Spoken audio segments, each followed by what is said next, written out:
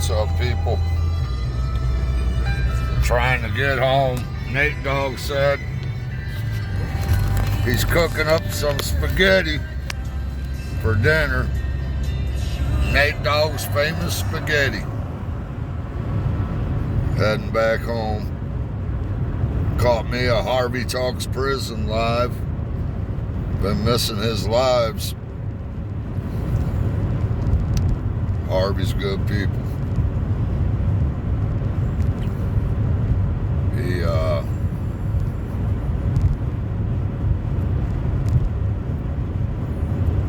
Harvey should have never even done time, in my opinion. He was 17 years old, and his younger brother, his 11-year-old brother, was being molested by this guy, and Harvey went to the police, his family. Police didn't do nothing, and he knew where the guy was deer hunting and shot him dead in the deer stand and took him out. And they gave that man pretty much a life sentence. 17 years old, he went to Dawg prison in Missouri. They used to call that America's bloodiest so many acres. Maximum security, old school penitentiary. He went straight from a farm to a penitentiary, maximum security. What makes me mad about it is the whole system, the system that failed him, gave him almost 30 years in hell. He tried to do things the right way, and nothing was done, and he sacrificed a lot of years of his life to protect his little brother. And I don't think he should have done any time. You take somebody like that out that's hurting children, to me, when somebody crosses that line and they hurt a child in that way, I don't look at them as human beings anymore. I see those people as rabid dogs. And the only thing, there's only one thing you could do with a rabid animal, and that's put it down. It's the only way you can make sure that they don't hurt another child, is put them down or give them life without the possibility of parole. I've met Harvey several times. He come up and see me while I was in the hospital, him and Eric. And the man's soul is intact. He's a good man. He'll be on parole for the rest of his life, which I think is bullshit, because I've met the man. And in prison, it's a survival skill to be able to size somebody up and read them quickly, assess who they are, what they're about. It's a survival skill. And Harvey is a good man. He's a better man than I am. And he is no threat whatsoever to the public. He took a predator out. And see, that's the other thing. He gets no pleasure from the fact that he had to take a life. He gets no pleasure from that. He wishes that it didn't have to go down that way.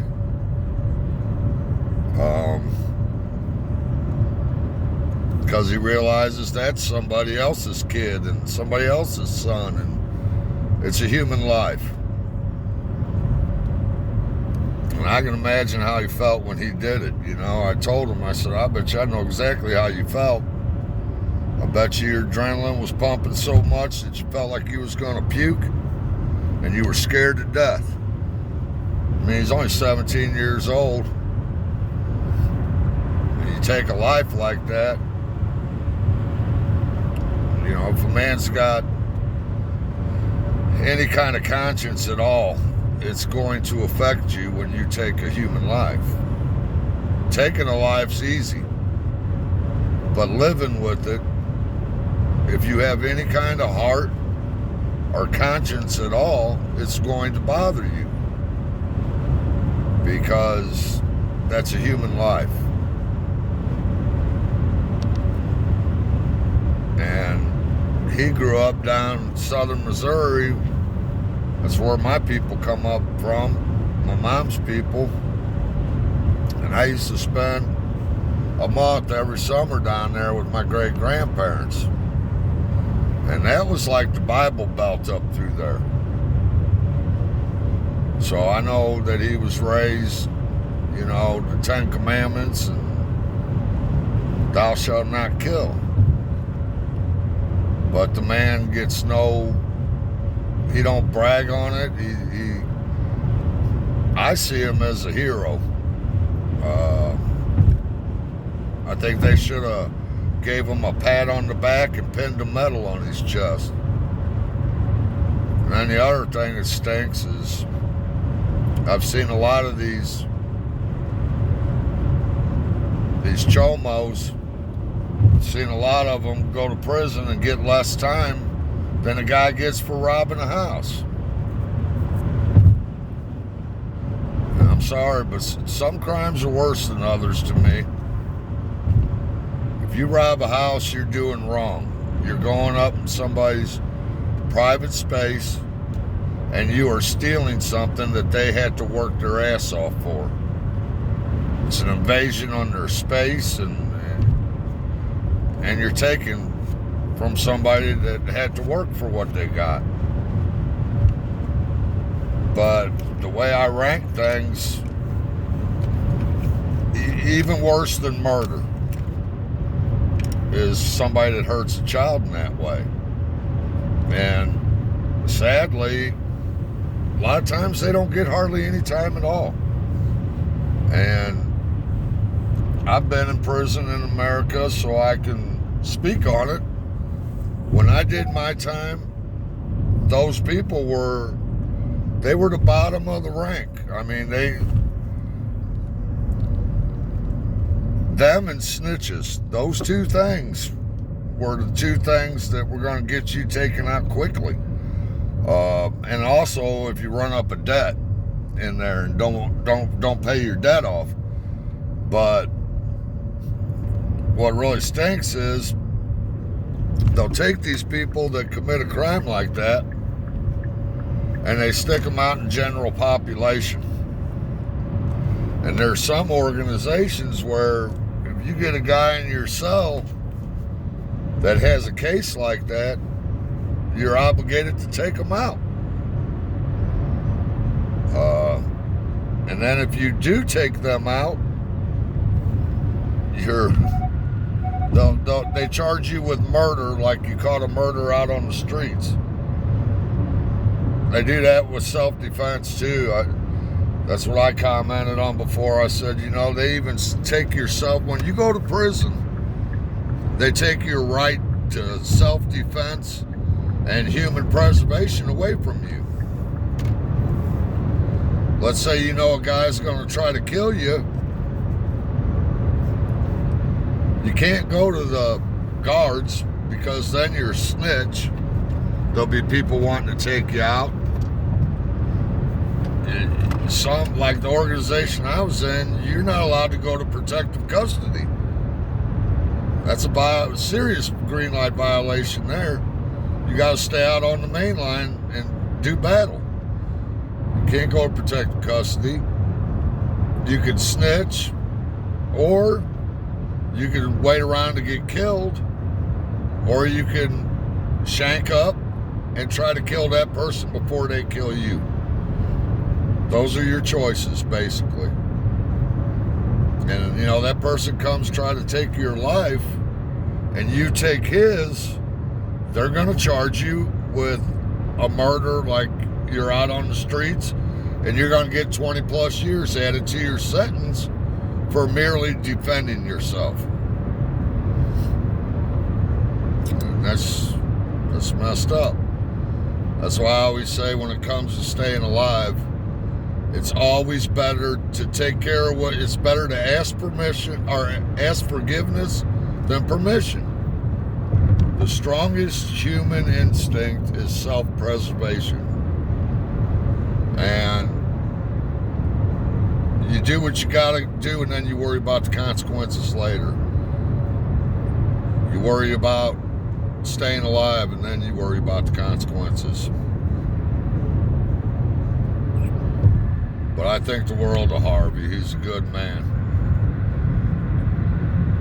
And, his prison time makes me angry because, like I said, he tried going to the police. He tried doing things the right way. And it didn't stop. And the only choice he saw that he had left was to do what he did. And they gave him all them years to life in prison. And 17 years old, I know a lot of 17-year-olds ain't gonna like to hear this, but 17 years old is a kid. So here you are, a kid in the most violent, bloody prison in the state of Missouri at one time in the whole country. And I'm just glad there were some older convicts there. I'd be the same way. You see a young kid come in with a case like that. He took out a person that was hurting children to protect his kid brother. They took him under his wing, and they taught him how to survive in there. Because that would be a culture shock, going from a farm with your family to a violent prison like he went to. I'm glad that he stayed alive while he was in there, and he made it out, because Harvey's a good man. He's got a good heart. Like I said, I've met the man, and he'll have to be on parole till the day he dies. It's better than being in prison, but Harvey's not a threat to society. I've met him. The only time that man would be a threat is if he thought you were trying to hurt his family or hurt him. If you're trying to hurt somebody he loves, well, absolutely he could be a threat. He's done it once, he could do it again if he had to.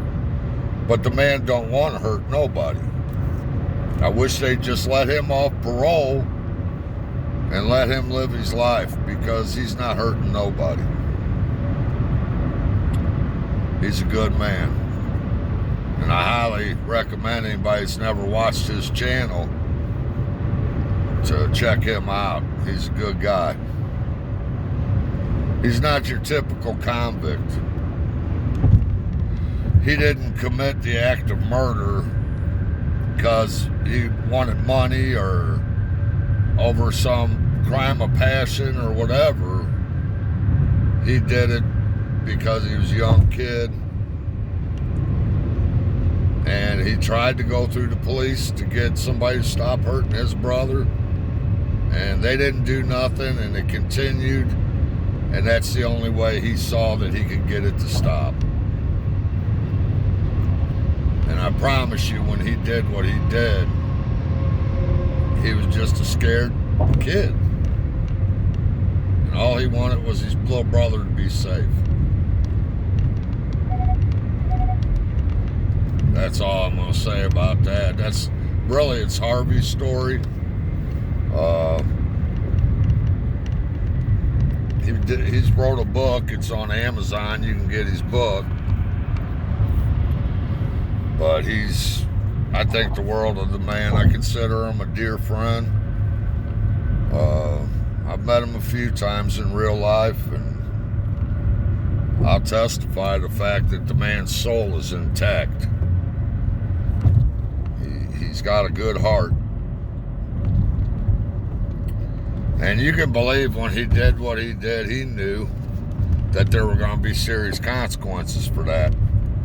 Harvey grew up in a time that I did where there were consequences for your actions. I just think the consequences they gave him were more excessive than they would have done to the man that was hurting children. And the way I see things and rank sins, to me there's no greater sin than for an adult to hurt a child. Children are defenseless. They're the only thing in this world that is pure and good, and for a grown person to hurt a child, especially in that way, there's only one thing worse than that, and that's a priest. Somebody that professes themselves to be a man of God, and people trust them as their spiritual leader. They trust them, and then you violate their trust by doing that to a child. To me, that's as low as it gets in the human race. It's the most evil thing that anybody can do. Even Jesus said in the Bible, he said, it would be better that a millstone be tied around your neck and you be tossed into the ocean than if you hurt one of these little ones. I can't prove this. The Bible doesn't say this. It's just a theory I have. I think when God made us, we were more childlike. We had a childlike mentality.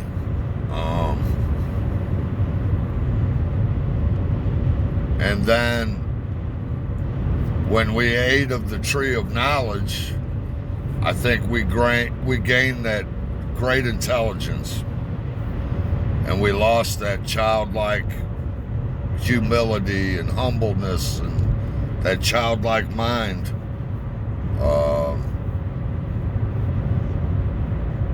And it makes sense to me because I think the more intelligent a human being is, like my dad they used to call mentally handicapped children retarded back in the day. I don't like that term. I don't like it at all, because they're better than we are in most ways. My dad called him one time. He said he's one of God's children. You know, they don't have the mental capacity to plot and scheme and connive and try to get over and hurt people. And I think we were more childlike when we were created. Now, the Bible nowhere says that. It does say that when we ate of the tree of knowledge, our eyes were opened. And I'm sure it was called the tree of knowledge for a reason. We gained more intelligence.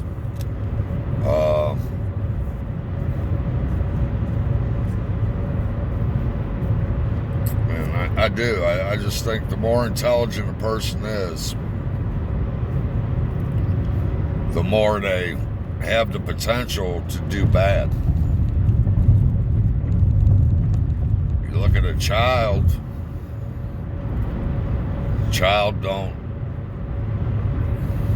don't do They're brutally honest. Children are. They're the only thing good in this world. And if you hurt a child, you have really gotten to the bottom of the barrel as far as human beings go.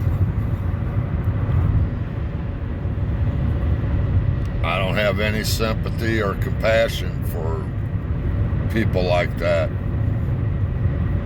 I believe that if they were truly, truly sorry and they repented and they asked God to forgive them and they never did that again, I truly believe God can forgive them, because Jesus said he will forgive you, but I'm not God.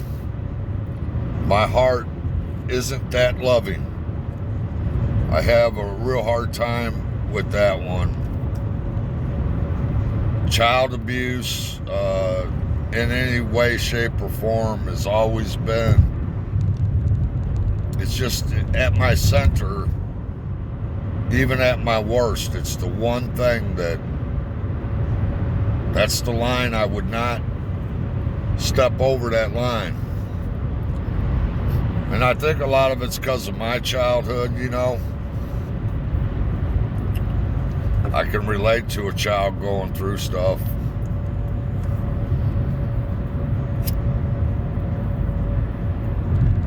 Children are the only thing on this planet that are good and pure.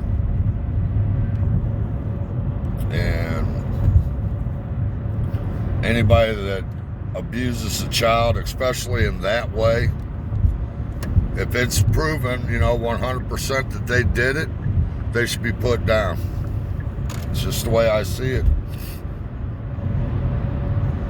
Because that's the only way to make sure they can't hurt another child.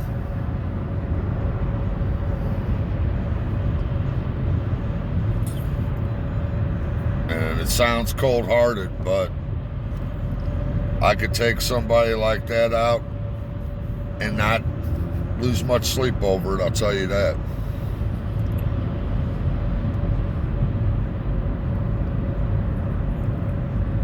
But yeah, it is good watching one of Harvey's lives.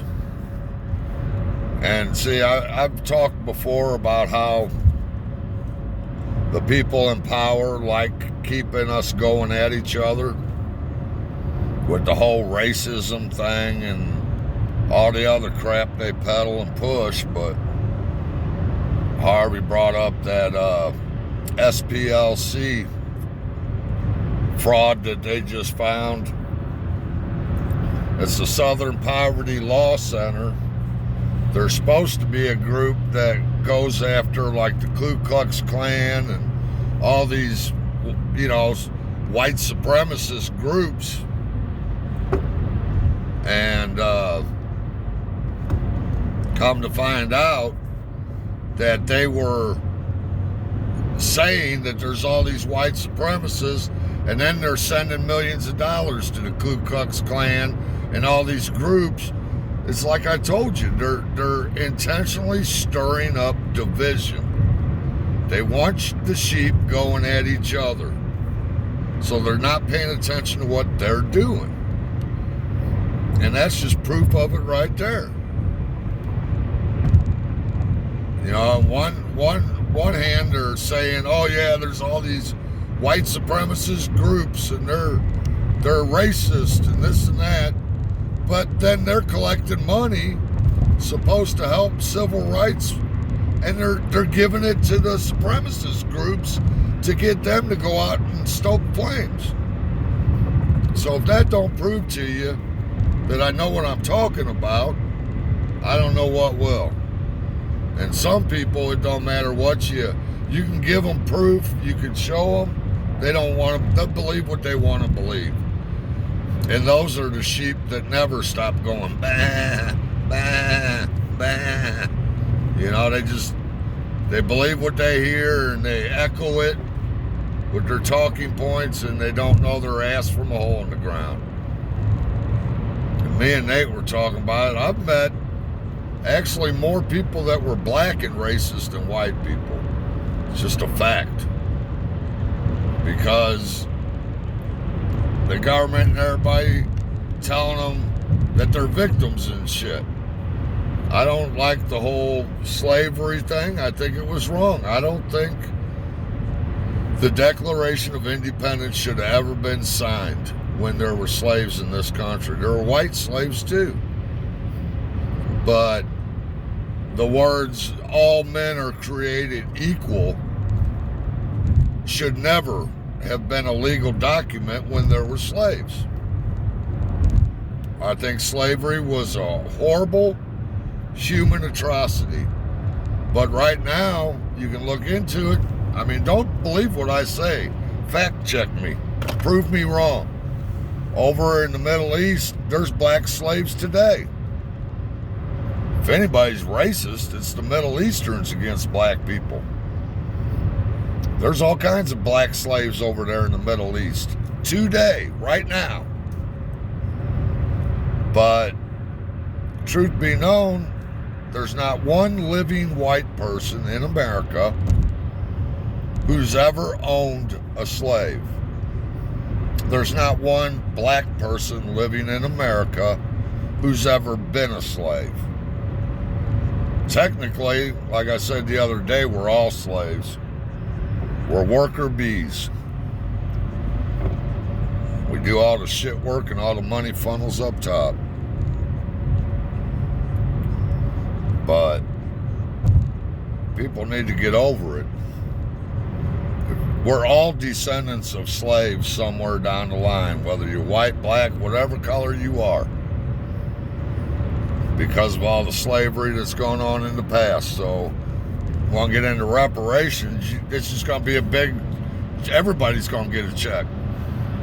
Going to be a big changing of hands. What people need to do is they need to say, hey man, Grandma and Grandpa might have been a slave.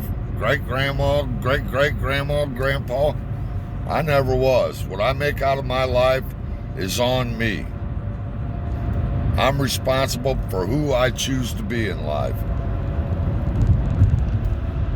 Stop using things as an excuse to fuck up and play victim, you know. It gets old. Gets old. My best friend's black. And you hear the N-words, you know. Black people calling each other that all the time, and my friend gets pissed. Nate gets mad about it. And he says it shows ignorance. You're calling each other something that was used as a derogatory term for your people. They don't like when white people or black people use that word. Now, if you're a black inner city kid, I'm not going to take away from the fact that your climb up the ladder is going to be harder. It's going to be harder because you're starting out at a poverty level and you're being raised seeing the gangbanging and the violence and the drugs and everything else all around you. I've lived both sides. I've seen it. So I know what a lot of inner city black kids are growing up in. Most of them, by the time they're in 3rd, 4th grade, they've had a friend that's been shot. Yes, you are going to have a harder time climbing up out of that, but you can make yourself anything you want to make yourself. And the point is, you can't blame Whitey because you don't make what you want to make out of your life. Slavery was a horrible, terrible thing. A terrible thing. But people forget, in America, over 100,000 white men died to end slavery. That whole Underground Railroad thing that was going on, that would not be existing without the white people that used their houses to sneak the slaves up north. In Missouri here, where I live, it was truly brother against brother. But not every white man in the country wanted slavery. That's why we had the Civil War. And over 100,000 white men fought and died to end slavery. So blaming Whitey for all your problems is a cop-out. Sorry, but it is. People can take that and do what they want with it. Ain't nobody got it easy. And in this world nowadays, don't think that everybody cares about Whitey and don't care about black people, because that's bullshit. They don't give a shit about none of us. All they care about is making more money, having more power, enriching themselves and their friends. And I've watched black politicians do it just like I've watched white politicians do it. They don't give two fucks about none of us. They care about themselves. And that's just the way it is. You can be anything you set your mind to being. But as long as you're saying, oh, well, Whitey's out to get me, and blaming everybody for the things you're not doing or you should be doing, you ain't never going to get nowhere. The day you start realizing that you can be anything you want to be, and realize that you're just as good as any white man, you can be anything you want to be, and you put the effort behind that, you can do anything you want to do. So don't believe them when they tell you that you're never going to be able to claw your way out, because you can. Look at Dr. Ben Carson, one of the leading brain surgeons in the world. And he grew up in the projects in Chicago. And he educated himself, and he's one of the best brain surgeons in the world. When he was running for president, I'd have voted for him if he got the nomination. Dr. Carson's problem was he's too nice. Politics is cutthroat, dirty shit, and he wasn't dirty enough for it. I love Ben Carson, man. He's a good man. I think he'd have made a wonderful president. But just the fact that Barack Obama, who I voted for the first time he ran for office, just the fact that Barack Obama was president of the United States, that should let everybody know right there that America is not racist. I've met black racist, white racist. There's radical black racist groups. You got United Negro College Fund. There ain't no United White Boy College Fund. You got to hire so many black people. You don't got to hire so many white men. It's just a way to divide us, is all it is. And what was going on at the Southern Poverty Law Center proves that. They were taking donations, people donating money to that group, thinking it's going to help combat white supremacy. And these fuckers are giving the money to the white supremacists. The money you're giving them, they're giving the white supremacists to stoke up the division, to stoke up the anger at each other, to keep you going at each other like a bunch of mindless sheep. Here, this is the best way I can explain it. Get you a jar and catch a bunch of black ants and red ants, the big ones. Put them in that jar. They'll get along just fine. Not a problem. Then take the jar and shake it up real good. The red ants will start killing the black ants. The black ants will start killing the red ants. It's what they do with you every day. And they're killing each other when the person they should be going after is the one shaking the jar up. So ask yourself, who's shaking the jar up? Who's the one shaking the jar up and stirring the pot? I mean, the Southern Poverty Law Center proved my point. What I've been trying to tell people, that you're a bunch of sheep if you're buying into this racism, black against white, liberal against conservative, Democrat against Republican. You're a sheep. And you're doing exactly what they want you to do. They want you to go at each other, and then that way you're not focused on the dirty shit they're doing to enrich themselves and their friends and family. Like Joe Biden, everybody, I feel bad for him, kind of. I mean, he's so out of it. They really used him up bad and in a bad way. But, you know, an hour or two before Joe Biden left office, he put a blanket immunity pardon on his entire family, so they couldn't be prosecuted for anything. Why would a man do that? Why do you need a pardon if you're not guilty of nothing?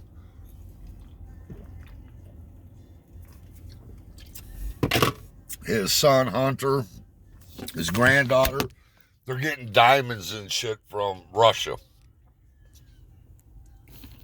It's the corruption is real. And that's something that's really hard to get rid of, the corruption.